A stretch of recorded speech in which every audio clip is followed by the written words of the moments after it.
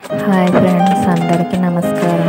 ఈరోజు నేను చేసే రెసిపీ ఎగ్ ఫ్రైడ్ రైస్. చాలా సింపుల్గా చేస్తున్నాను. ఎక్కువ మసాలాలు వేయకుండా, సాసులు వాడకుండా ఇంట్లో ఉన్న వాటితోనే చేస్తున్నాను. చూడండి ఫ్రెండ్స్, ఫస్ట్ కడాయి పెట్టి నూనె పెట్టి కాగిన తర్వాత గుడ్లు వేయాలి. వేసి కొంచెం బాగా ఫ్రై చేయాలి.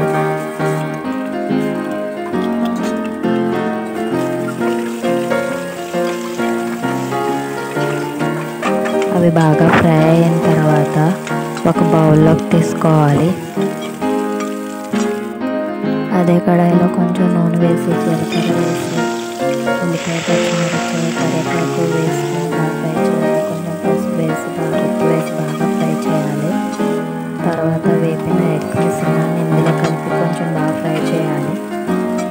తర్వాత ధనియాల పొడి, జీలకర్ర పొడి, కొంచెం చికెన్ మసాలా పొడి వేసి బాగా కలిపి కారం వేసి బాగా కలపాలి. కొంచెం కొత్తిమీర వేసి తర్వాత రైస్ వేసి కలిపితే simple egg fried rice ready.